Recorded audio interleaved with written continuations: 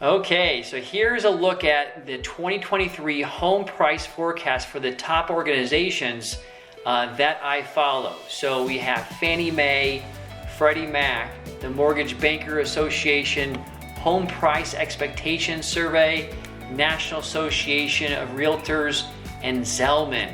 Zelman is a boutique data collection firm for real estate, and 5 out of the 6 are forecasting an appreciation in property values in 2023.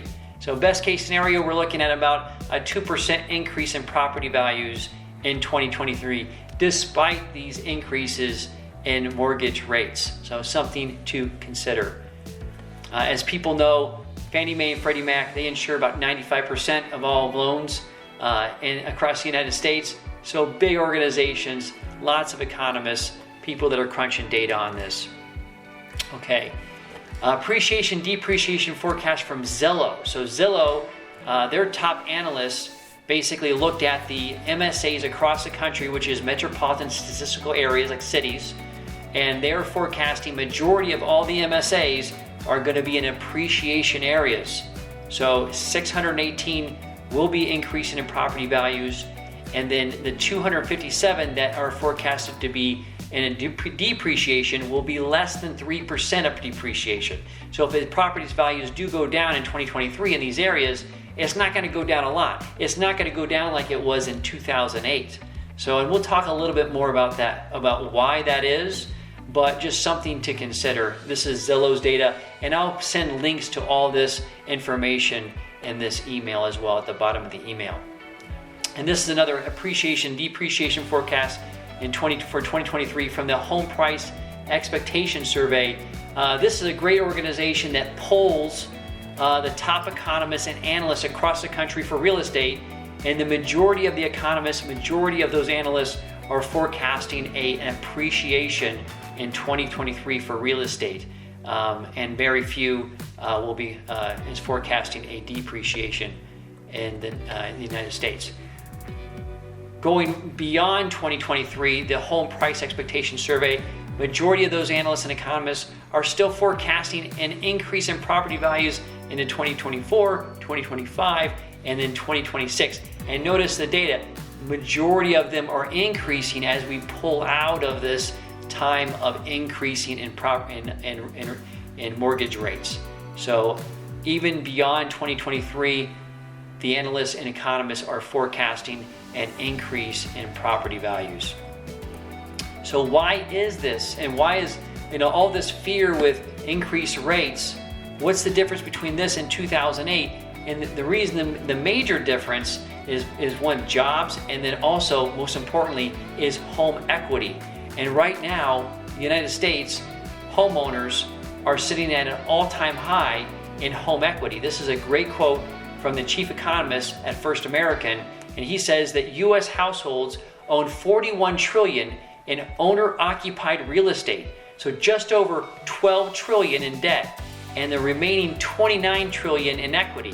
So the national loan-to-value in Q2 of 2022 was at 29.5%, the lowest since 1983.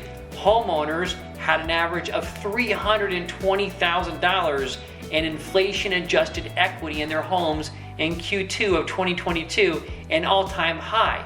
So why is this important? It's important because if the economy does go into a deep recession and people start losing their jobs, majority of homeowners have a lot of equity. They have a lot of savings in their home, and they're not just going to get foreclosed on. They'll end up selling that home, and they'll sell it at market value. Whereas in 2008, they had very little, if at all any, home equity. So when they lost their job and they couldn't afford the payments, they had to be foreclosed on, which further depressed the marketplace. So major differences. Right now, homeowners at an all-time high in equity, and that's not going to change anytime soon. This is another great quote from CoreLogic. And for many households, home equity is the only source of wealth creation. So it's like a forced savings account. And as a result, recent record gains in equity and record declines in loan-to-value ratios will provide many homeowners with a financial buffer in case economic conditions worse. In addition, record equity continues to provide fuel for housing demand, particularly in households are relocating to more affordable areas.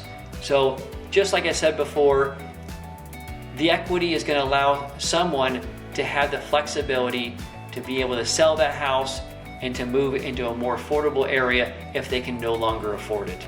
Okay, so I showed you some national data. Let me show you some local data. City of Chicago, distressed properties. How many are available in the Chicagoland area?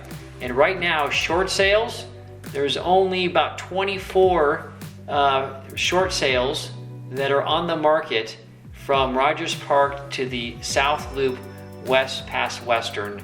24 short sales, that's all. And as you can see, the downward decline since the great financial crisis, it just shows such a healthy real estate market that we're in. And these are real estate owns, or REOs, what they call them, or foreclosed properties. Same situation, downward trend since the great financial crisis. And right now there's only 17 foreclosed properties that are on the market in that Chicagoland area location. So just shows you very much a healthy real estate market. We're nothing like we were in the 2008, 2007 time frame. So just give you some perspective.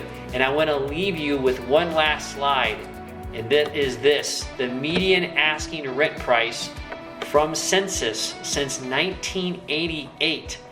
And if this doesn't scare you as a renter, I don't know what else is. Rent prices are going to continue to rise and have been rising since 1988. So if you're still looking, considering to purchase a home, if you have any questions, please feel free to reach out to me. You can reach me on my cell phone at 773-558-7133. I hope this helps, and I hope to talk to you soon. Thanks.